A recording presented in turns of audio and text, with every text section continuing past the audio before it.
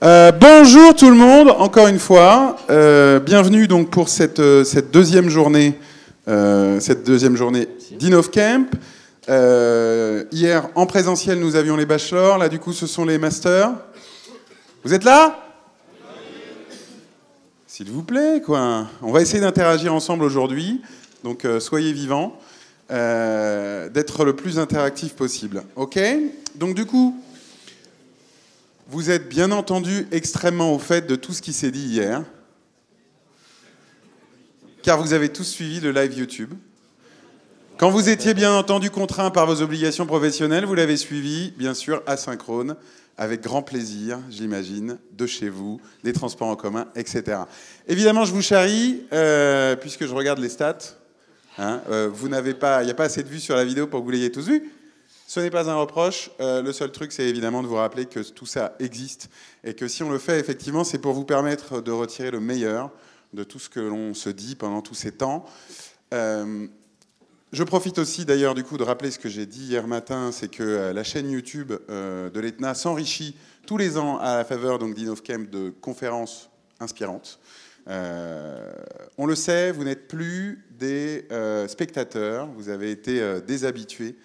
Notamment grâce à la pédagogie par projet de l'ETNA de rester spectateur. Donc je sais qu'aujourd'hui, je vais vous demander de vous faire un peu violence, mais je vous demande quand même malgré tout d'être le plus actif possible pour tous ceux qui sont en présentiel, le plus interactif avec les différents intervenants. Petite pensée donc du coup à ceux qui nous regardent à distance et qui nous regarderont asynchrone. Aujourd'hui, ce matin du moins, il y a deux conférences. Donc, la première, c'est un retour d'expérience d'un parcours de tech serial entrepreneur dans l'innovation. Alors, avant de, bien entendu, interagir avec Yann, ce qui est intéressant de retenir, c'est que c'est vrai que souvent, dans InnovCamp, on me dit innovation et entrepreneuriat, mais pourquoi on est des techs ? Et comme je l'ai dit hier, je pense que vous êtes des techs qui ont l'inspiration d'être plus que des techniciens supérieurs, plus que des simples techs bovins qui exécutent ce que l'on leur demande d'exécuter. Je rappelle que dans les deux parcours de l'ETNA, il y a le mot architecte. Donc ça veut dire que vous devez être capable de concevoir et que pour concevoir, il faut comprendre. D'accord ? Donc du coup, innovation, entrepreneuriat, souvent je le dis, j'insiste, je suis lourd, c'est pas grave, je radote. Vous direz de moi que je suis vieux, on s'en fout.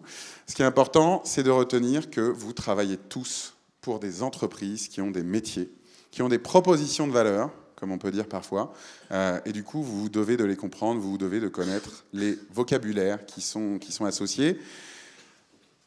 Hier, donc, on est revenu sur les trends 2019 de l'innovation.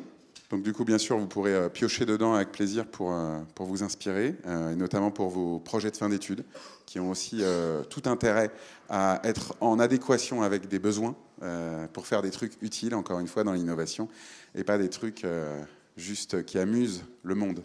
D'accord ?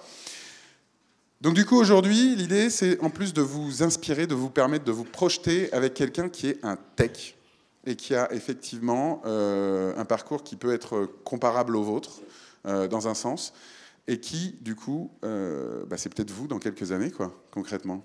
Alors, bonjour Yann. Bonjour. Bonjour tout le monde. Donc merci de ta présence. De rien, ça fait plaisir. Voilà.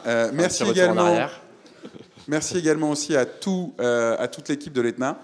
C'est ma slide un petit peu pour être sûr que je n'oublie pas de remercier toutes les personnes avec lesquelles on travaille à InnovCamp et qui permettent de l'organiser tous les ans. Bien entendu, toute l'équipe du studio qui permet aussi la retransmission et la captation.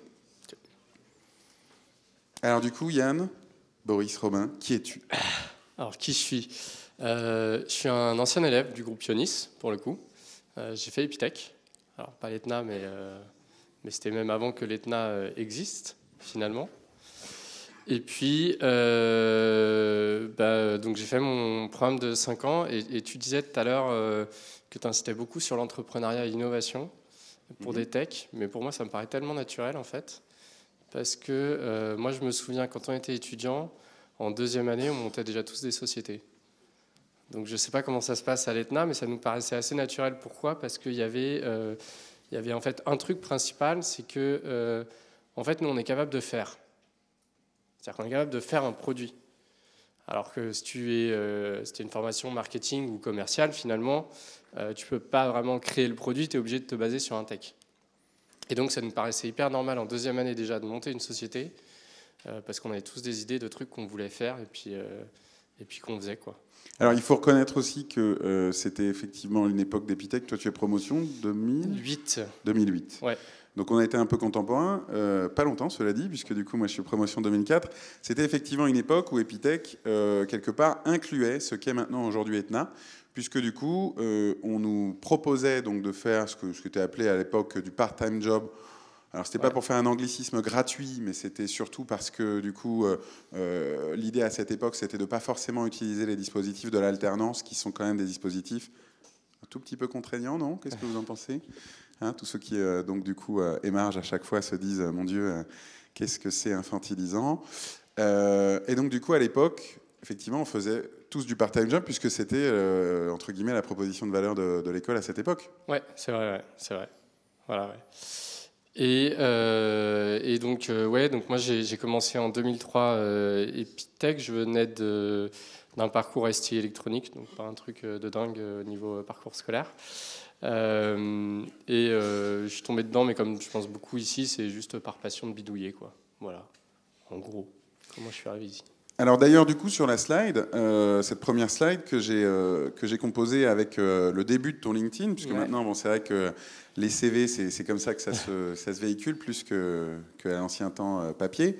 Ce qui est amusant, c'est de remarquer que du coup, dès ces premiers temps de parcours Epitech, il y a déjà des expériences professionnelles. Ouais, première chose que j'ai fait, c'était le stage. On avait des stages première année. D'accord. Et j'ai travaillé dans l'e-commerce pour un site qui s'appelle chapitre.com, qui n'est pas hyper connu maintenant, mais qui s'est lancé avant Amazon et qui vend des livres. Et qui s'est lancé avant Amazon en France. Donc c'est plutôt pas mal. On est après la crise Internet, un peu. C'est une entreprise qui avait pris un peu cher et qui prenait des stagiaires donc, pour s'occuper de leur site Internet. Et finalement, je suis arrivé en première année, fin de première année, et j'ai repris toute la partie Internet de chapitre.com, un site qui faisait 10 millions d'euros de chiffre d'affaires, c'était pas mal.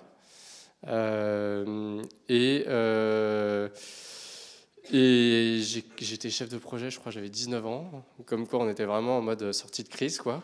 Et on donnait pas mal de chance à tout le monde. Et ensuite, je suis resté à deuxième année pour justement encore continuer et aider un peu sur cette partie web. Et donc au-delà du stage? Ouais, et donc c'est là où commence le part-time job? Ouais, c'est là où commence le part-time job. C'est là où, en fait, finalement, je pense que beaucoup le font, de toute façon, beaucoup dans nos parcours, c'est que on ramène nos potes de promo dans la boîte en demandant un petit peu s'il y a besoin de monde. Nous, on connaît du monde et puis on s'entend bien avec eux. Et c'est comme ça que j'ai monté ma première boîte, en fait. C'est fin de deuxième année, je crois. C'est ça. Là, c'était assez simple. C'était à l'époque, il n'y avait pas beaucoup d'agences web, ou en tout cas, avoir une maîtrise du web, c'était assez rare. Et donc, j'ai monté une première boîte qui ne doit même pas être sur mon LinkedIn, tu vois, je pense. Après, au bout d'un moment, quand les années passent et que les expériences s'accumulent, effectivement, des fois, on choisit de factoriser. Voilà, ouais. Donc ça, qui était agence web, et c'était la première fois que je me suis confronté à créer une entreprise, aller chercher des clients, des choses comme ça. Et puis finalement, c'était assez simple, mais ça n'a pas duré très longtemps, cette expérience-là, parce qu'en plus, après, j'ai mon cofondateur qui est parti en Chine. Voilà. Parce qu'à l'époque, on partait en Chine. Voilà, j'ai été prof à l'ETNA. Exactement. Pendant ce parcours-là. Donc c'est pour ça que je disais, je reviens ici, mais c'était au tout début, quand vous n'étiez même pas ici. Quand on était au Kremlin-Bicêtre, oui, tout à fait. Voilà. Et en parallèle de ça, en fait, quand j'ai commencé à monter cette société, en fait, j'ai la première société qui est une agence web. Je me suis retrouvé avec des clients. Et il y a un de mes clients qui me dit, en fait, j'ai une super idée de site internet de borne d'animation pour les maisons de retraite. Et c'est là où finalement ça a été le premier pas vers quelque chose qui est de l'innovation, même certainement de l'innovation de rupture pour le coup. Ce qui se passait, c'est que en maison de retraite, il y a un problème, c'est l'animation. C'est-à-dire qu'il faut un peu animer les personnes qui sont dedans, leur proposer des animations qui vivent tous les jours, etc. et il n'y a pas beaucoup de budget. Donc en fait, c'est des humains qui doivent venir, ça coûte cher, il n'y a pas beaucoup de budget, finalement les maisons de retraite, il y a peu d'animation, et il y a des gens qui proposaient des supports pour créer des jeux, ce genre de choses dans les maisons de retraite. Et comme j'ai dit, ça coûtait très cher et finalement ils avaient un peu du mal, donc leur idée c'était de créer une borne d'animation pour les maisons de retraite. Donc une sorte d'ordi tactile à l'époque. Je parle de ça, on est en, je sais pas, 2006. Donc il n'y a pas l'iPad, il n'y a pas les tablettes, il n'y a rien de tout ça. Et l'idée, c'est de donc, créer cette borne sur laquelle les personnes âgées pourraient venir communiquer avec leur famille de manière plus intuitive que de lancer un client mail, et puis avoir des jeux, des chansons, ce genre de choses, quoi. Et donc c'est là où j'ai créé une nouvelle société pour créer ce projet-là, et qui s'appelait Wizart à l'époque. Et je l'ai monté avec des anciens d'Epitech. Et je disais, c'est l'innovation de rupture. Pourquoi? Parce qu'il y a plusieurs types d'innovation. Et cette innovation-là, l'objectif, c'était finalement de rendre accessible quelque chose qui était difficilement accessible, qui était l'animation dans les maisons de retraite. Voilà. Et c'était mon premier échec aussi. Ça a été mon premier échec parce que, en fait, juste la boîte avec laquelle on s'était associé sur la partie contenu a mis la clé sous la porte et que j'avais pas regardé leur bilan et ce genre de choses. Et qu'en fait, ils avaient une grosse dette et donc ça a fermé et j'ai continué ma boîte et j'ai fait du consulting pour vivre. Voilà. Parce qu'il faut manger aussi. Ouais. Parce qu'il faut manger, ouais. Et le consulting, je l'ai fait notamment chez Se Loger, pas mal de temps. Pourquoi? Parce que j'avais une forte compétence en fait en référencement naturel, parce que j'avais bossé dans l'e-commerce et que c'est le nerf de la guerre. Et qu'ils aient des problématiques là-dessus. Donc j'avais passé quelques temps là-dessus, et finalement aussi là, ils essayaient eux aussi d'innover un peu sur la partie immobilière, surtout avoir un produit un peu plus innovant avec les innovations technologiques de l'époque, qui étaient en gros beaucoup plus de choses client-side, de l'Ajax, etc., quoi. Voilà, et je les avais pas mal aidés là-dessus pendant 2 ans. Je fais pas mal de choses pour eux, mais voilà. D'accord, donc ça, quelque part, c'est les premiers pas. Alors, pour mettre un peu en perspective, puisque là, tous les jeunes qui sont devant toi Ouais. sont en train de penser, sont en train de bosser EIP. C'était quoi ton EIP? Alors moi, mon EIP, rien à voir pour le coup. L'EIP, c'était quelque chose qui, en ce moment, dont on parle beaucoup ces dernières années, ces 2 dernières années, je pense, c'était réalité augmentée et réalité virtuelle. Voilà. Donc, sauf qu'à l'époque, il n'y avait pas du tout les technologies qu'il y a maintenant. Ouais, c'est super tôt là quand même. Hein. Ouais, parce qu'on est en 2006 de mémoire, parce que c'est fini pour 2008 au final. Et en fait, on se rend compte que il y aura certainement quelque chose à faire sur la réalité augmentée, surtout à l'époque. Et un des gros projets qu'on avait dans notre EIP, c'était cette idée de pouvoir en fait aménager son intérieur avec des objets qui n'existent pas et en prenant dans le catalogue Ikea directement et pour voir ce que ça donne. Donc on est très ambitieux à l'époque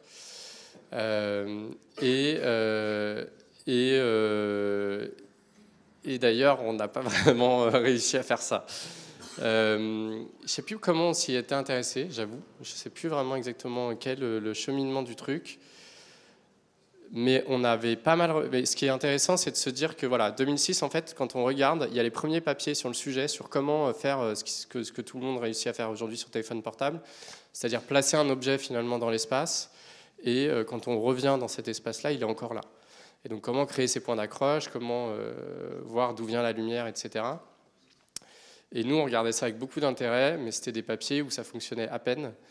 Et finalement, on voulait créer ce framework de réalité virtuelle pour tout le monde et de réalité augmentée. Et on avait fini par juste faire un système avec des tags que tu posais dans une pièce et tu pouvais mettre des objets virtuels dessus. Voilà. N'empêche que c'est hyper audacieux pour l'époque. C'était audacieux, ouais, peut-être trop, tu vois, pour le coup. Et du coup, justement, alors, ce qu'il faut retenir quand même, c'est qu'on peut dire que tu en as tiré de l'expérience. Ça n'a pas servi à rien d'un point de vue personnel. Alors, d'un point de vue personnel, non, ça n'a pas servi à rien. C'était super intéressant pour plusieurs choses. C'était parce que Le IP, alors je ne sais pas comment ça se passe pour l'ETNA, mais c'est un moment où on est hyper engagé dans la vie professionnelle. Donc en fait, on n'a pas énormément, on a moins de temps, on consacre moins de temps à l'école. Voilà. Ça nous paraît moins concret aussi des fois parce qu'on est tellement engagé dans notre vie professionnelle qui nous rapporte de l'argent et que les problématiques de prod qu'on peut avoir tous les jours que le IP peut des fois passer au second plan. Et donc, nous, notre difficulté là-dessus, c'était de réengager tout le monde. Et ça a été un bon apprentissage là-dessus. Ouais. C'est-à-dire que le côté où en fait on a été tellement ambitieux, c'était hyper ambitieux comme projet parce que finalement la technologie n'existait pas. Vouloir faire cette technologie-là en même temps de notre projet professionnel sans en voir en fait d'aboutissement monétaire de cette EIP, parce que c'était vraiment, pour le coup, on avait envie de tester quelque chose. Ça m'a appris qu'il fallait mieux gérer ses objectifs et les mettre en perspective sur 2 ans, quoi, pour le coup. Parce que le IP, c'est ça aussi, c'est 2 ans de travail, quoi. Oui, bien sûr, mais alors, ce qui est aussi peut-être intéressant à retenir, c'est qu'évidemment, on peut évidemment apprendre de ses erreurs. Ça, c'est un peu une phrase bateau, entre guillemets, mais sauf que à un moment donné, comme on essaye tous de faire des trucs qui vont directement marcher, ça provoque des déceptions et des moments quand on accumule quand même des tentatives qui sont infructueuses, ça affecte le moral. Mais ce que je trouve quand même vachement intéressant dans l'idée, c'est que ça inspire aussi sur une démarche d'innovation, puisque du coup, ce que vous aviez cherché à faire à l'époque, concrètement, les gens, le fait, exactement, c'est-à-dire que l'idée n'était pas mauvaise, c'était plus une relation au timing, qu'il soit lié au techno, mais également aussi, et ça c'est compliqué souvent à comprendre, à la demande. Ouais. Parce qu'aujourd'hui, finalement, les technos en matière d'AR, VR sont quand même évidemment infiniment plus avancés, plus aboutis. Il y a des devices, etc., ce qu'il n'y avait pas à l'époque. Mais Madame Michu, en fait, elle s'en fout. Hein. Elle continue encore de pas tellement se... Ouais. Typiquement, tu parlais là d'une application avec un meuble Ikea. Donc là, Ikea, ils se sont investis à la faire, cette appli. Hein. On peut la télécharger, ça a fait un peu de buzz, parce que du coup, c'était quand même assez bien fini. Qu'en plus, c'était énormément en relation avec des partenaires éditeurs, que ce soit Apple. Je ne suis pas sûr qu'il y ait une version Android, mais peu importe. Maintenant, je suis technophile, j'ai essayé. Quand le meuble, il n'est pas à la bonne taille par rapport à son intérieur, parce que l'appli, elle n'a pas réussi à le faire. Ouais. Même s'ils se sont bien investis à ce qu'il y ait relativement un échantillon assez représentatif du catalogue Ikea, à la fin, c'est pas ça qui me fait acheter. Non, c'est sûr. Et je pense qu'on s'était vraiment, on était parti dans un kiff technologique. Ce qui peut être une erreur quand on est tech, c'est-à-dire qu'on voit une techno, ça nous éclate. C'est vrai qu'il faut comprendre, il faut savoir, est-ce qu'il y a un usage réel, est-ce qu'il y aura de l'adoption, et est-ce qu'on n'est pas trop tôt par rapport à l'adoption. Ça, Gartner fait des trucs top là-dessus, sur les courbes d'adoption et ce genre de choses. Et on en a parlé hier, en plus. Donc voilà. Top. Je t'avais même pas dit. Hein. Non, en plus, c'est vrai. Ouais. Donc, mais la RVR en fait partie, et je me demande si c'est pas dans la courbe de déception, enfin dans le bas. Dans la phase de désillusion, ouais. Bon, tous ceux qui ne connaissent pas pour le coup le Hype Cycle Gartner, je vous dis de regarder la vidéo d'hier, hein, puisque c'est tout bien traité. Mais c'est effectivement un indice qui peut inspirer. Et alors quand même, je retiens un truc. Hein, il a dit, on avait envie de kiffer. Ouais. Et ça, c'est quand même vachement important aussi. Hein. C'est-à-dire qu'il y a des moments, effectivement, on a tous envie, y compris les coachs IP, que vous fassiez des trucs qui vont avoir le plus de sens possible. Et donc, du coup, on va des fois avoir un peu tendance à dire, oui, mais ce truc-là, c'est trop tôt et tout, machin. Vous avez quand même le droit aussi de dire, ouais, mais en fait, on veut quand même se faire plaisir aussi, quoi. Enfin, par contre, il faut faire des vrais trucs, encore une fois. Hein. Il ne faut pas juste s'amuser. Exactement. Quoi. Après, on aurait pu, nous, hyper s'investir là-dedans. Et on était vraiment très tôt, mais obtenir finalement une maîtrise que personne n'aurait pu avoir parce qu'il fallait commencer aussitôt. Voilà. Mais quand on a fini notre IP, on est tous passés à autre chose.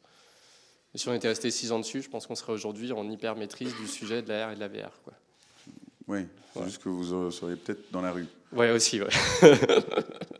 Parce que manager son effort et son moral par rapport à l'innovation, ça se met aussi en perspective de payer son loyer quand même, disons-le. C'est quand même un facteur à considérer. Ok, donc du coup, tout ça t'amène donc à la fin de ton cursus Epitech. Que j'ai pas fini, je précise. Oh là là. Ouais. Que j'ai pas fini parce que quand on fait autant de trucs, on a plus le temps, quoi. Voilà. Voilà, c'est des choses qui arrivent. Ouais. Moi, je m'amuse assez régulièrement à dire que la plupart des directeurs d'école vont dire « je ne veux pas que mes élèves sortent avant la fin parce que ça veut dire que c'est un échec ». Que c'est un échec pour eux, c'est un échec pour nous, etc. Moi, je le dis souvent, ce n'est pas pour moi comme ça qu'il faut le voir, puisque du coup, effectivement, les étudiants qui s'interrompent en cours de parcours pour des raisons, des bonnes raisons, donc de l'entrepreneuriat, des projets, etc., c'est pas un souci pour moi. D'ailleurs, pour le coup, je fais encore écho à la conférence d'hier. On parlait des différents secteurs d'innovation, on parlait de la blockchain. Il faut savoir qu'il y a un de nos anciens élèves, du coup, un de vos anciens camarades, oui, Joseph Bedminster. Voilà, pour ceux qui, en tout cas, ont parcouru avec nous les classes de Prépetna. Donc, c'est un jeune homme qui a entrepris parce qu'il a eu la possibilité de le faire en tant que side project. En plus, grâce à l'écosystème des cryptocurrencies, il a eu l'opportunité aussi d'avoir des fonds. Avec une levée de fonds en cryptocurrency qu'on appelle ICO, bon peu importe. Donc du coup, effectivement, tout l'a conduit à suspendre son cursus, ce qui n'empêchera pas éventuellement d'y revenir, hein, évidemment. C'est pas du tout un échec, infiniment pas. Et en tout cas, il était justement au CES, et c'est pour ça qu'on faisait référence, puisque hier, il s'agissait de parler des trends et de faire écho à ce qui s'y passait au CES. Donc il y était. Voilà. Il y a d'ailleurs une vidéo sur la chaîne YouTube, une interview de lui qui raconte un peu son parcours. Alors du coup, c'est pas grave pour moi que tu n'aies pas fini. Et puis j'y suis revenu de toute façon en plus. En plus, tu y es revenu, on va y arriver. Truc intéressant aussi à retenir de ton XP, c'est finalement le réseau relationnel, le réseau d'opportunités que tu as tissé. Puisque du coup, chapitre.com, je me demande si ça ne fait pas écho à la suite de ton parcours. Yes. YouScribe, exactement. En tout cas, ce qu'on a retenu. Exactement. Donc, ce qui s'est passé, c'est que chapitre.com, j'y avais travaillé, c'est plutôt bien passé, petite boîte, et elle a été revendue en fait à France Loisirs. Alors moi, j'avais pas de part, donc j'ai rien gagné pour le coup. Mais le PDG de chapitre.com est parti un an faire son petit tour du monde, comme on fait souvent après une revente. Et puis, il est revenu, il avait une idée d'un nouveau projet, enfin, il voulait créer un nouveau projet. Et il a été voir en fait ses anciennes équipes. Et en fait, ce qui était intéressant d'ailleurs dans YouScript, c'est qu'on s'est pas dit, il n'est pas arrivé, et je suis pas arrivé en disant, je veux faire ça, ou lui non plus, il n'avait pas d'idée de je veux faire ça. En fait, on a regardé quelles étaient les opportunités marché à ce moment-là. Qu'est-ce qui marchait bien, qu'est-ce qui était dans les tendances, et quelles étaient nos maîtrises. Dans le domaine, du coup, qui faisait écho à chapitre.com, c'est-à-dire l'édition. L'édition. Et en fait, la vente de livres. Exactement. En fait, on avait une maîtrise dans la gestion du contenu écrit, tout simplement, des livres, de l'édition. Ce que nous avait appris chapitre.com, puisque c'était de la vente de livres physiques, c'est qu'on ne pouvait plus faire de logistique, parce que c'est une galère. Voilà. Enfin, il y a plein de problèmes à résoudre dans la logistique, et on ne voulait pas résoudre les problèmes de logistique, mais on ne voulait plus faire face aux problèmes de logistique. Ça, c'était sûr. Et, en plus, il y avait quand même une tendance aussi qui appelait ça. La digitalisation du livre. Exactement. Parce que s'il faut faire de la logistique, malheureusement, même si on n'aime pas ça, éventuellement on en fait. Mais si en plus les gens se mettent effectivement à consommer le livre autrement... Exactement. Et donc on s'est dit, on sait faire du livre. Il y a le livre numérique qui se lance. Autre chose, parce que quand même YouScribe a été plusieurs choses au départ. À ce moment-là, aux États-Unis, il y a une boîte qui cartonne en e-commerce, elle s'appelle Etsy. Et c'est un nouveau modèle en fait où finalement c'est la marketplace où chacun va mettre son contenu, c'est ce qu'il vend sur Etsy et Etsy le référence. Et donc on se dit à ce moment-là, si on voit l'ensemble, on peut penser qu'il y aurait peut-être un marché pour des gens il y a beaucoup de gens qui écrivent des livres et qui les éditent pas, qui les vendent pas. Et donc on crée donc la première plateforme française, la première marketplace français en fait d'écrit numérique. Donc n'importe qui, particulier, professionnel, pouvait mettre des ouvrages sur notre plateforme et les vendre par notre plateforme. Voilà. Et notamment parce que du coup, il y a évidemment une masse critique de potentiel de vente à atteindre pour être édité. Exactement. Parce qu'il faut imprimer X unités. Exactement. Et c'est-à-dire c'est souvent l'auteur finalement qui paye les 2000 premières impressions, quoi, limite. Voilà. Alors, et ça correspond à un concept qui s'appelle éditer à compte d'auteur.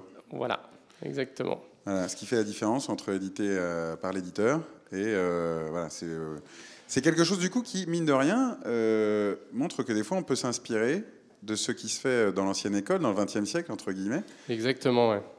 Et là, en fait, c'est l'innovation technologique de la lecture numérique qui nous amène là, plus mixé avec ce que permet Internet, finalement, de faire des marketplaces assez facilement et de mettre en relation facilement des gens. Et donc, on crée ce qu'on appelle, nous, au départ, un YouTube du document et du livre, parce qu'il y a, finalement, il y a tout type d'écrits, il y a des poèmes, il y a plein de choses. Et donc, on crée en juillet 2010 la société Uscript. Voilà. Et donc, du coup, la PV, la proposition de valeur à l'époque, c'est ça, c'est le YouTube du document. Exactement, ouais. Raconter avec une équivalence, parce que souvent, c'est quand même une méthode intéressante en faisant comme ça, là, pour être facilement compréhensible. Exactement. En fait, souvent, ce qu'on retrouve... Alors maintenant, moi, j'aime plus trop faire ça, pour le coup, mais c'est que quand on explique sa société, si on peut la comparer à une autre et dire qu'il y a une petite différence, ça permet, en fait, que l'interlocuteur voit très bien, en fait, de quoi il est question, quoi. En Voilà. 2 mots, ouais. Exactement. Et donc, on a lancé ça. C'est une plateforme qui a été utilisée, sur laquelle il y a eu 2 millions d'inscrits, plus de 2 millions d'inscrits, donc c'est plutôt pas mal. 2 millions d'ouvrages aussi mis en ligne, des pics de vues à 50 000 personnes en simultané sur le site internet. Donc c'était plutôt un gros succès en termes de trafic et en termes de volume, mais finalement pas tant que ça en termes de chiffre d'affaires. Donc ce qui se passe quand on crée Uscript, c'est qu'on se dit... si je mets du contenu, si les gens peuvent partager et vendre du contenu, sur une vente, je peux prendre de l'argent. Le problème, c'est qu'il y a beaucoup d'auteurs, mais il n'y a pas beaucoup d'auteurs qui écrivent si bien que ça. Donc voilà. Deuxième chose, on se dit les gens peuvent partager. Donc ça, c'est l'économie partage. Et en fait, on va monétiser le contenu assez classiquement. Donc moi, j'ai un peu une spécialité en référencement naturel, à l'époque en tout cas. Et on se dit, si on met du contenu en ligne, on va avoir pas mal de gens en fait, qui vont venir sur la plateforme et on va monétiser avec de la pub. Voilà, parce qu'on ne fait pas très bien notre étude de marché, au final. Et en plus, le marché de la pub se casse la gueule, aussi en 2010. Et donc, on a fini par avoir des revenus qui étaient insuffisants par rapport au cash qu'on burnait. Ce que vous dépensiez, autrement dit, ouais. Voilà, ouais. Sachant que c'est une société qui est partie avec une levée de fonds de 1 million d'euros à l'époque. Voilà, ce qui n'était pas trop mal en 2010. Bon, après, encore une fois, dans l'innovation, il faut faire des essais. Hein. On ne va pas revenir sur tous les concepts de Lean Startup qui sont expliqués notamment dans des cours par ailleurs. Mais effectivement, il n'y a que ceux qui font rien qui risquent pas de se tromper, entre guillemets, c'est le proverbe. Alors, pour finir peut-être sur Uscript, je crois savoir qu'ils sont partis maintenant dans un concept un peu du Netflix du livre. Exactement. C'est peut-être après que tu sois parti, ça. Non, pour le coup, non, même pas. T'étais encore là-bas. J'étais encore là-bas, ouais. En fait, à un moment, on s'est posé la question avec le PDG, ok, donc bon, on n'arrive pas à faire de l'argent comme ça, mais par contre, finalement, dans la musique, ils ont réussi à faire un passage au modèle abonnement. Parce qu'on comparait pas mal. Tu veux dire le monde? Tu veux dire Spotify? Tu veux dire voilà, ouais. tous ces services, effectivement? Voilà, exactement, ouais. Et on se dit qu'il y a certainement quelque chose à faire dans le monde du livre à l'époque, puisqu'en fait, on a les contenus des éditeurs, on a la relation des éditeurs, on a la technologie, on a tout. Il suffit plus que de changer notre modèle quasi économique et évidemment la proposition de valeur qui vient avec. Et on est passé en mode Netflix du livre. Et donc, formule d'abonnement illimité pour le livre. Et là, c'était intéressant parce que cette innovation-là, donc, qui est sur le modèle économique finalement de la consommation du livre numérique, il nous a paru évident et simple. Et on s'est retrouvé face à un problème qui y a dans beaucoup de pays, mais qui a pas mal en France, qui est la législation, en fait.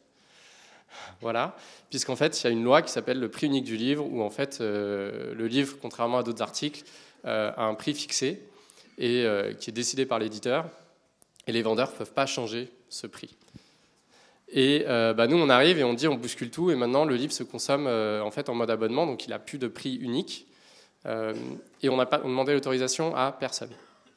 Voilà. Et au bout d'un an, on s'est pris pas mal de mises en demeure. Et on a fini, en fait, par un process qui était très long avec le ministère de la Culture, où on a dû, en fait, trouver une astuce pour rentrer dans la loi sans que ça change rien du tout à notre modèle économique. Là, c'est la beauté de la France aussi, où en fait, ce qu'il faut se dire, c'est qu'il y a des marchés là, et c'est là où justement, c'est un truc qu'on peut apprendre au MBA, mais je ne sais pas si c'est appris dans les cours business de l'ETNA, où en fait, il faut regarder les contraintes de son marché. Et nous, en fait, là où on a été un petit peu tête brûlée, c'est que en fait, sur le monde du livre, il y a des contraintes légales qui sont hyper importantes. Et en fait, il y a un des acteurs, enfin, il y a les acteurs, les fournisseurs de contenu, c'est eux qui ont la puissance. C'est-à-dire que c'est les éditeurs qui décident. C'est les éditeurs qui décident parce qu'en fait, Hachette est un des plus gros éditeurs au monde. Et donc, il a une puissance en fait, monétaire hyper importante. Et plus, c'est beaucoup de lobby, et c'est un lobby qui existe depuis très longtemps en France, etc. Et qui est fort. Et qui est très très fort. Et donc, là, on a voulu innover dans ce monde-là, en se disant que ça allait passer. Et en fait, il faut toujours regarder, est-ce qu'il n'y a pas un lobby très fort, et est-ce qu'on ne va pas finalement se prendre les pieds dans le tapis? Parce que nous, ça a été le cas. Alors ça s'est bien fini, parce que je pense que le gouvernement à l'époque avait envie d'innovation, avait envie que les startups réussissent, etc.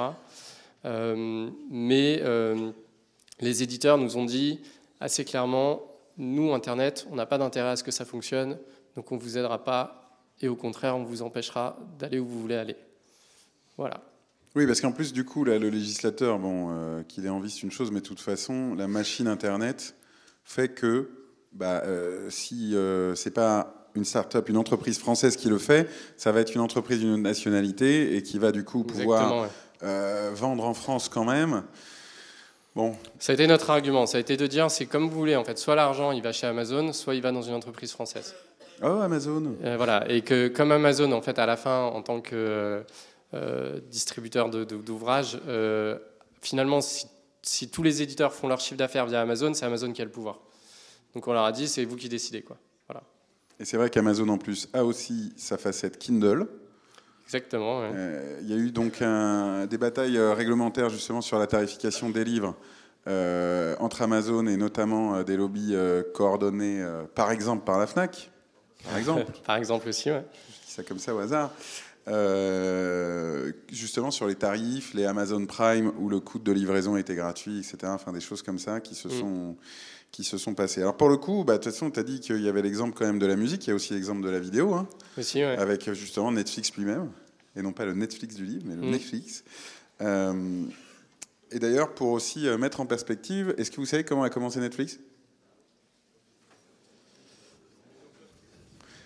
Eh ben, en fait, c'était un service qui vous permettait quand même de louer des DVD qu'on vous envoyait par la poste.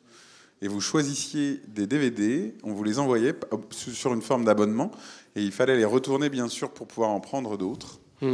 Donc, comme quoi, vous voyez qu'on peut commencer au XXe siècle quand même. Et eux, ils ont été très forts, parce que j'aime bien justement leur histoire, c'est de se dire, en fait, ils se sont dit, il y a Internet qui arrive, et soit c'est nous qui nous tuons notre business de DVD, ou soit c'est quelqu'un d'autre qui le fait. Et ils ont décidé que c'était eux qui allaient tuer leur business de DVD.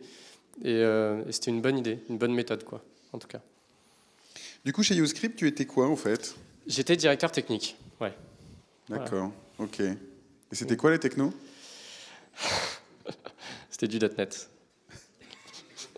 Bon, il était prof de .NET d'ailleurs aussi avec nous. Exactement. Ouais. Donc, non, les technos qui est très bien et que j'adore, voilà, c'était du .NET, mais tout ça, ça tournait sous Linux et tout. Enfin, voilà, c'était mais gros volume, quoi. Voilà. Et c'était une époque ? Et c'était une époque. Je sais pas, on ne ferait pas forcément pareil maintenant, je veux dire. Si, je fais toujours pareil. Bon, c'était pour faire une petite fenêtre techno. Je sais qu'ils en sont friands, les élèves. Alors, du coup, après YouScript, je ne vais pas écorcher le nom de la boîte. Ouais, iAnkee. Donc là, en fait, ce qui s'est passé, c'est que, ce que vous pouvez trouver quand vous êtes comme ça en start-up, c'est qu'au bout de 6 ans, j'avais fait un peu le tour. J'étais un peu essoufflé, ça demande pas mal d'énergie. Donc j'ai décidé d'arrêter et de me mettre un peu hors pot. Donc j'ai monté une boîte qui s'appelle iAnkee et qui était ma boîte de consulting. J'ai fait formateur, notamment j'ai formé les gens de Thales à .NET par exemple pour faire de la mesure électronique sur les radars. Voilà. Une obsession. Gestion de projet, j'ai fait d'autres sécurités. Voilà, et j'ai fait aussi un truc qui était plutôt sympa et qui aujourd'hui se fait de plus en plus, qui est le coaching de directeur technique. En fait, ce que je pense que vous avez tous remarqué et qui va être hyper vrai pour vous, peut-être moins pour nous à l'époque, c'est qu'il y a beaucoup de startups qui se lancent et en fait, les fondateurs, souvent, cherchent un cofondateur technique et ils prennent quelqu'un de sortie d'école. Donc quelqu'un qui a votre âge, qui a en gros 23 ans. Et ils le mettent cofondateur technique. Ça marche super bien au début parce qu'il y a beaucoup de dev à faire. On est tous super forts là-dessus. Et il y a des sociétés d'un coup comme ça qui explosent. Il y a 150 personnes. Les équipes techniques sont énormes. Et là, gérer ça à 25 ans, pour certains, ça peut être plus difficile. Et surtout, c'est une question d'expérience ou non. Et quand on a de l'hyper-croissance, en gros, il faut se faire accompagner. Et ce que je faisais moi, donc, c'est que j'accompagnais les directeurs techniques dans cette hyper-croissance, dans la structuration des équipes techniques, dans les bonnes pratiques, dans gérer des problèmes au quotidien de management, etc. Qui nécessite un peu d'expérience, un peu de seniorité. Exactement, ouais. Un peu de seniorité, un peu d'expérience, un peu de technique aussi, parce qu'il y a des techniques de coaching, etc. Et j'ai fait ça pendant en gros 1 an et demi. Voilà. Donc j'ai accompagné, je vais pas dire, mais j'ai accompagné des grosses boîtes comme des petites boîtes sur le coaching CTO. Alors c'est intéressant parce que ça veut dire, du coup, vous l'avez entendu, qu'il y a des opportunités pour vous. Alors, c'est vrai qu'il y a énormément d'entrepreneurs qui recrutent comme ça un CTO. Vous savez qu'il y a des... enfin, je ne sais pas si vous le savez d'ailleurs, sachez-le. Il y a carrément des groupes meet-up, start-up cherche CTO. Et donc du coup, ça c'est des choses qui, bien entendu, vous permettent d'avoir des opportunités. Moi, je vous encourage vivement à participer à ce genre de trucs. Maintenant, sans critiquer, du coup, en réalité, ce sont souvent des entrepreneurs qui recherchent plus un lead dev. Exactement. Ouais. Qui est bombardé, donc du coup, CTO avant l'heure, avant d'avoir la maturité, je dirais, entre guillemets, de le faire. Ce qui n'est pas du tout un problème. Moi, je sais que personnellement, je l'ai fait, cette étape. Donc j'en ai tiré évidemment beaucoup d'expérience et beaucoup de bien. Donc du coup, évidemment, n'hésitez pas à le faire. Après, sérieux, il faut évidemment savoir recourir quand même à de l'aide. Donc du coup, si c'est du conseil, comme a pu le faire Yann, c'est du conseil.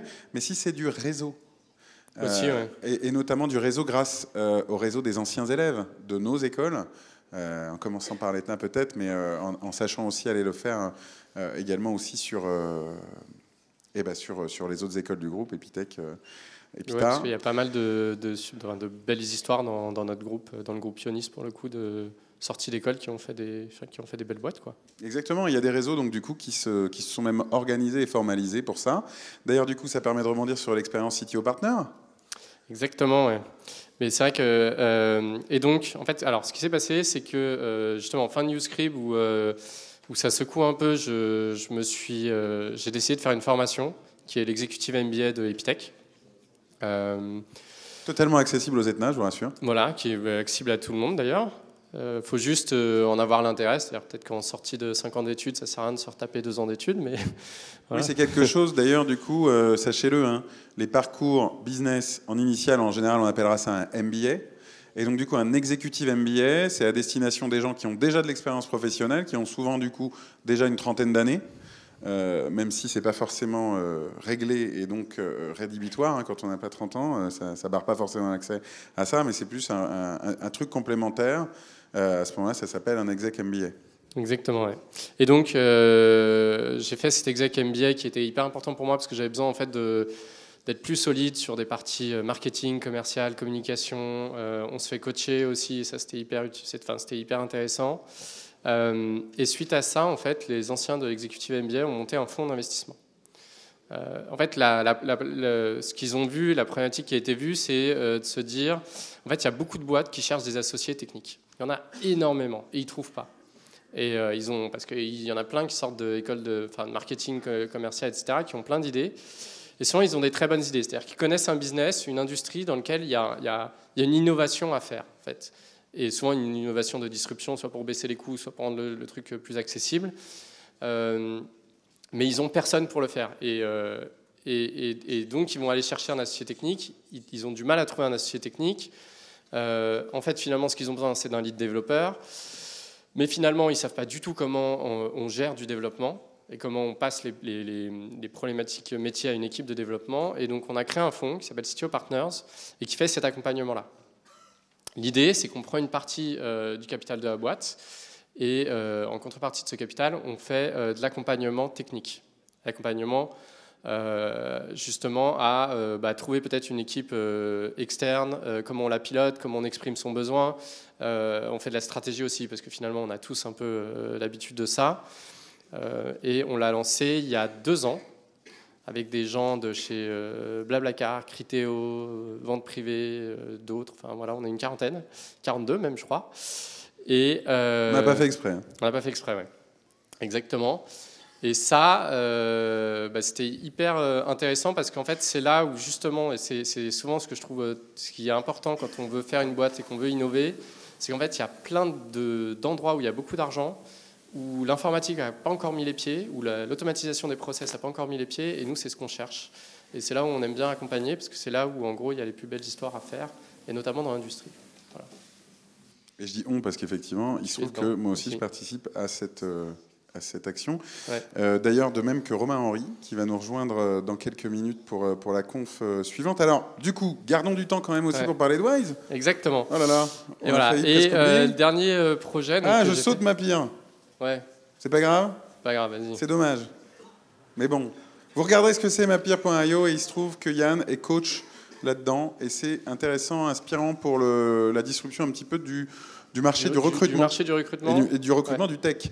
Donc du coup, j'ai envie de dire que c'est intéressant pour vous, même si vous voulez être le produit, parce que vous allez voir que dans Mapire, vous êtes potentiellement le produit. Exactement, ouais. Du coup, allez, on saute et on passe direct à Wise. Et on passe à Wise. En fait, ce qui s'est passé, c'est quand j'étais coach de directeur technique, finalement, moi, il y a beaucoup de choses où j'aide et j'écoute et j'apporte un peu de réflexion. Il y a plein de fois où, en fait, les directeurs techniques, ils avaient surtout besoin d'un retour d'expérience sur un truc que moi, j'avais jamais fait. On va dire la mise en place d'un Salesforce, par exemple, j'ai jamais fait.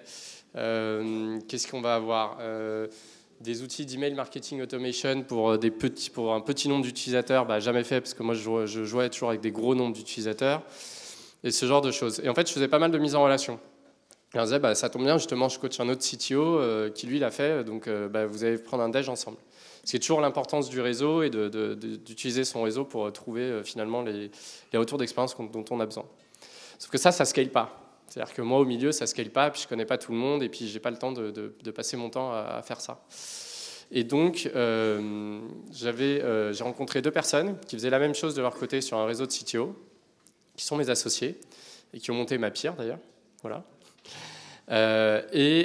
On s'est dit, en fait, il y a peut-être quelque chose à faire pour mettre en relation, justement, ces directeurs techniques, mais en fait, ces managers, parce que c'est un problème que tous les managers rencontrent, et de le faire un peu de manière automatique.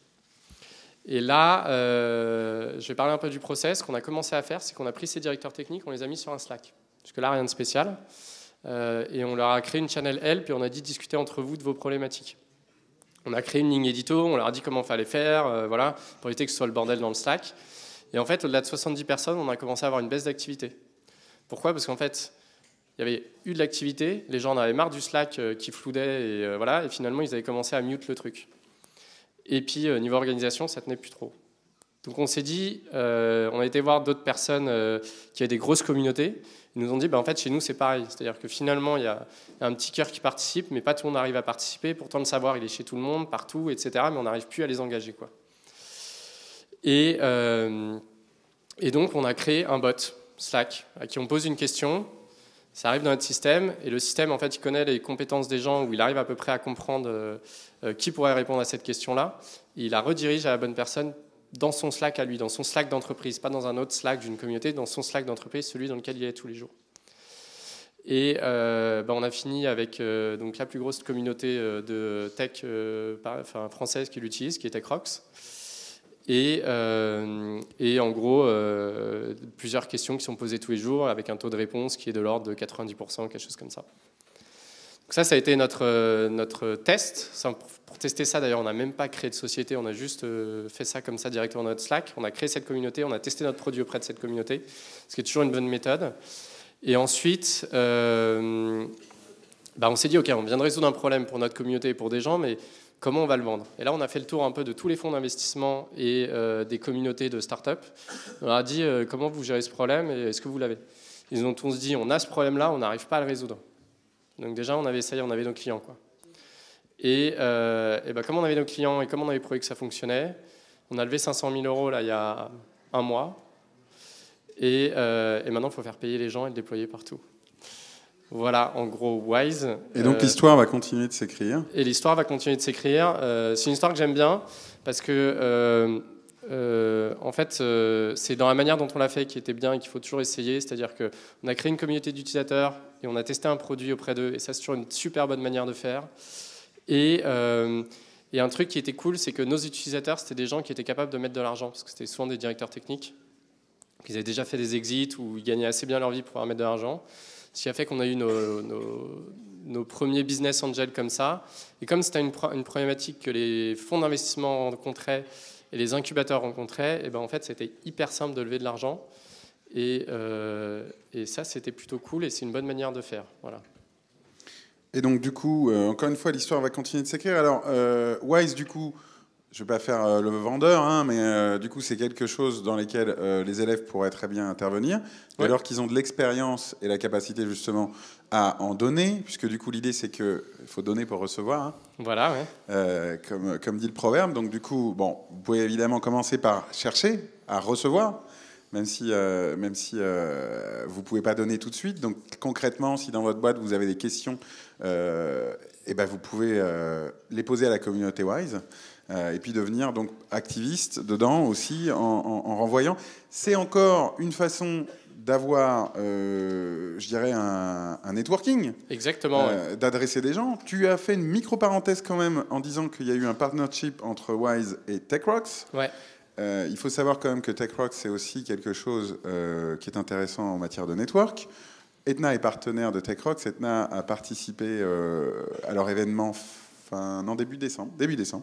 Donc pareil, il y a des choses qui se situent donc, sur notre chaîne YouTube, il y a des choses qui se situent sur TechRox, et c'est intéressant donc du coup de participer pour vous.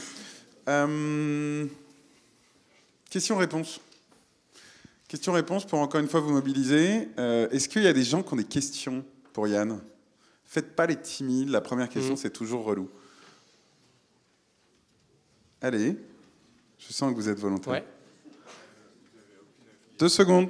Attends. C'est moi qui me déplace avec le micro. Je lis beaucoup de bouquins sur une application qui s'appelle Scribd. Ouais. Et donc, vous n'avez aucune affiliation avec cette application? Alors, en fait, Uscrib et Scribd sont lancés quasi en même temps. En fait, faut savoir qu'une idée, tout le monde a la même idée. Une idée, c'est pas un truc unique, quoi. Et donc finalement, on va voir souvent que pas mal de gens vont avoir la même idée au même moment dans le monde. Et Scribd et Uscribd, c'est un peu ça. Et ce qui était très marrant, c'est que nous, on a fait le switch au modèle abonnement, je pense 1 mois avant eux, sans savoir qu'ils allaient le faire. Et ils ont eu exactement le même parcours que nous. Même cause provoque les mêmes effets. Exactement. Ouais. La perception qu'il y a un besoin qui se crée effectivement dans l'ensemble des usages va effectivement faire qu'il va y avoir la même innovation à différents endroits de la planète en même temps. Ouais. Ce qui d'ailleurs continue d'entretenir la thèse qu'il faut foncer, il ne faut pas attendre, qu'il ne faut pas garder son idée pour soi parce que de toute façon les autres ont la même idée que vous, donc il n'y a pas besoin de... Quelqu'un a dû s'appuyer sur un interrupteur, voilà, réfléchissez, merci Antoine. Du coup, d'ailleurs, ce qui est marrant, c'est que du coup, les 2 boîtes ont une sémantique de nom voisine. Ouais. Parce que, évidemment, on va avoir tendance à trouver un nom qui a du sens par rapport à ce qu'on fait. Et donc, du coup, voilà, 2 endroits de la planète, quelque chose qui se crée. Autre question? Allez. Bon, j'ai un panel de questions. Ok. J'ai un panel de questions tout simplement parce que j'ai trouvé marrant d'en avoir. C'est des questions qu'on a posées à des CTO. Dans le cadre justement du partenariat avec TechRox, il y a eu un certain nombre d'interviews de CTO qui ont été conduites par le studio Etna et qui sont disponibles, je pense, sur la chaîne YouTube en revanche de TechRox, pas de l'Etna, mais peu importe. Et du coup, il y a des petites questions rigolotes. Alors, je commence par une un peu simple. C'est quoi un CTO ? Elle n'est pas simple, je trouve. Simple à poser. Elle est simple à poser, elle n'est pas simple à répondre parce qu'en fait, dans pas mal de boîtes, il y a des réponses différentes. Et notamment, en plus, les questions se posent dès qu'on a un VP Engineering et des choses comme ça. Moi, je pense qu'un CTO, c'est quelqu'un qui fait la liaison entre la stratégie et la technique, dans le sens où on définit une stratégie pour une société et en fait, c'est le CTO qui va définir comment techniquement on va atteindre cette stratégie. Et ensuite, c'est à lui aussi d'aller au-delà, c'est-à-dire de trouver finalement comment la technique va pouvoir apporter à la stratégie et ouvrir des opportunités business. Maintenant, souvent, on dit en fait le CTO, c'est l'expert technique et celui qui est capable finalement, dans le sens où il a une vision pas en profondeur de tout, mais il sait comment résoudre tous les problèmes business, ou il a une bonne idée de comment résoudre tous les problèmes business, voilà, avec la technique. D'accord, et du coup on peut dire d'ailleurs qu'un CTO, pour ne pas dire DSI en français, d'une boîte du CAC 40, limite il a fait HEC quoi. Il a peut-être même pas vraiment fait de code parce Exactement, que il va plutôt se rendre compte qu'il y a une histoire de stratégie comptable d'amortissement dans les investissements de matériel informatique, des trucs un peu tristounes, très tristounes, disons-le, et en même temps il sera adapté à l'endroit où il est.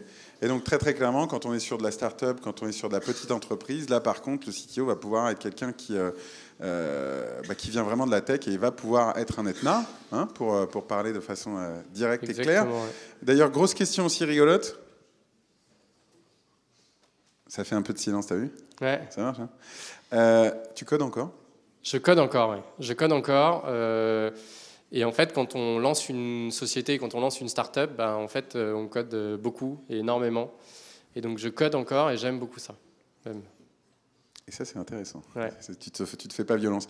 Non, parce que c'est une question, effectivement, qui se pose beaucoup. Et je dirais que, évidemment, quand on est sur une grosse boîte, la réponse en général, et vous le verrez dans les différentes interviews qui ont été faites par le studio avec TechRox, évidemment, quand les CTO sont plutôt des CTO de grosses boîtes, ils ont tendance malheureusement à répondre à cette question non.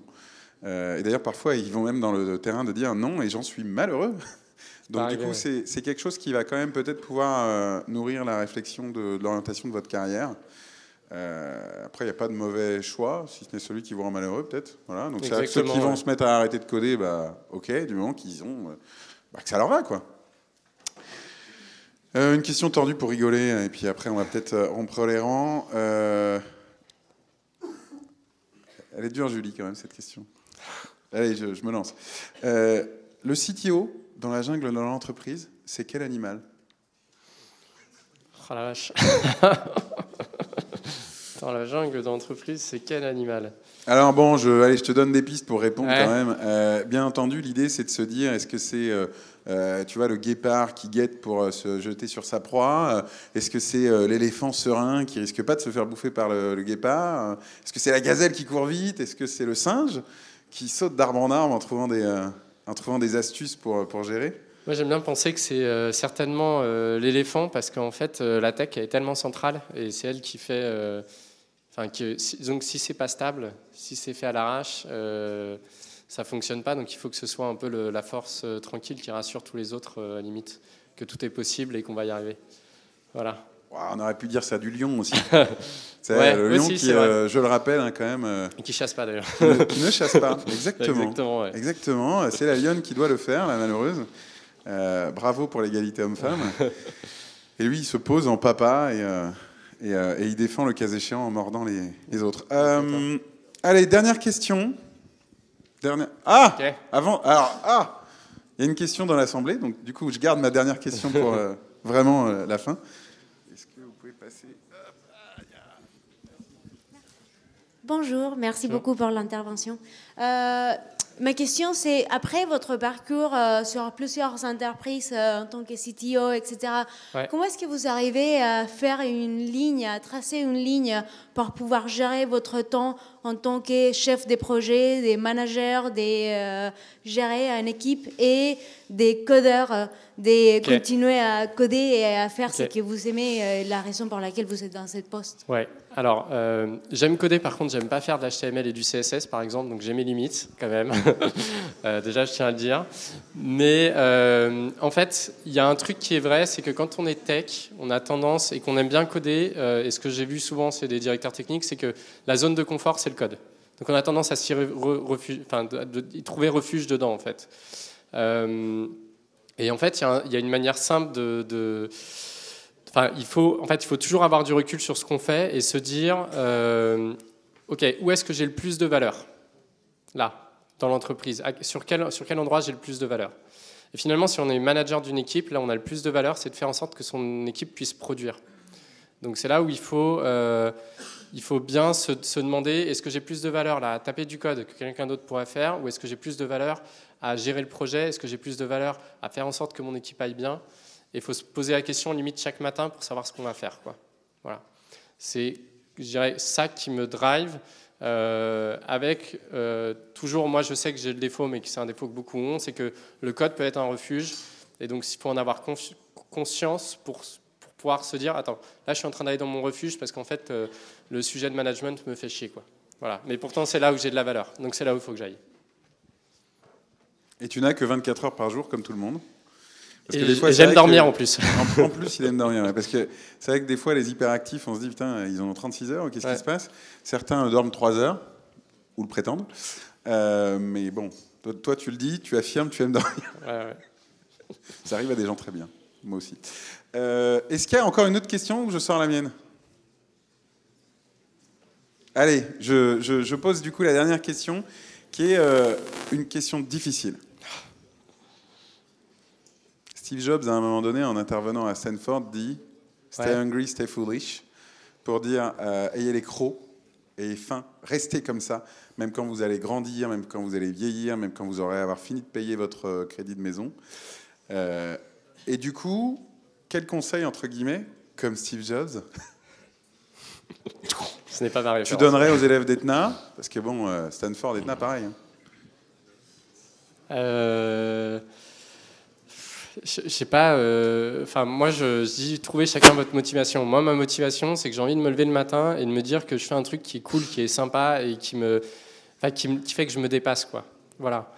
Et peut-être c'est ce qu'il voulait dire dans Stay Hungry, voilà. Mais en fait, c'est chacun a sa motivation. Moi, ma motivation, c'est je veux finir ma journée en me disant que j'ai été plus loin que ce que j'avais fait le jour d'avant, quoi. Je trouve que c'est trouver sa motivation pour savoir pourquoi on se lève et être sûr qu'on est dans sa motivation et dans ce qu'on a envie de faire. C'est ça qui est important et c'est comme ça qu'on fait plein de trucs et qu'on a créé 5 sociétés en 10 ans, quoi. Voilà. Et notamment si c'est leur kiff. Si c'est leur kiff. À côté de ça, moi je connais des tech guys qui ont nos âges et qui ont choisi de rester complètement experts dans la technique. Je pense notamment à Cédric Hans qui maintenant bosse pour Google. À un moment donné, il a été aussi créateur d'entreprise, il a été le CTO, il a managé des gens, et en fait, ça l'a saoulé, ça l'a rendu malheureux. Et donc, du coup, c'est pour ça qu'il est revenu effectivement à la tech, en trouvant des trucs qui le faisaient kiffer, puisque du coup, le job chez Google, il est très, très, très, très de haut niveau tech.